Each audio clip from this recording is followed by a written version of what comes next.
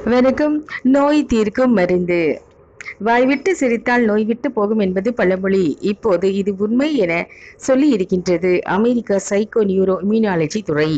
தன்னிச்சையான சிரிப்பு மன அழுத்தத்திற்கு காரணமான கார்டிசோல் என்ற ஹார்மோனின் அளவை கட்டுப்படுத்துகிறது. இதனால் மன அழுத்தம் குறைகிறது என்கின்றது ஆய்வுகள். மன அழுத்தம் ஏற்படும் போது உடலின் தசை நார்கள் இறுக்கமான நிலையை அடையும். சிரிக்கும் பொழுது தசை நார்கள் தளர்ந்து லகுவாக மாறுகிறது. உடல் தளர்வாக இருக்கும்போது உடலில் ஒருவித அமைதியான நிலை ஏற்படும். இதுவும் மன அழுத்தத்தை குறைக்க உதவும். நன்றாக மனம் விட்டு சிரிக்கும் பொழுது 45 நிமிடங்கள் வரை மன அழுத்தம் குறைகிறது என ஆய்வுகள் தெரிவித்துள்ளது. சிரிப்பு என்பது நகைச்சுவையாக இல்லாமல் தன்னை மறந்து தன்னிச்சையான சிரிப்பாக இருக்கும் பொழுதுதான் அது உண்மையான சிரிப்பு என அழைக்கப்படுகிறது.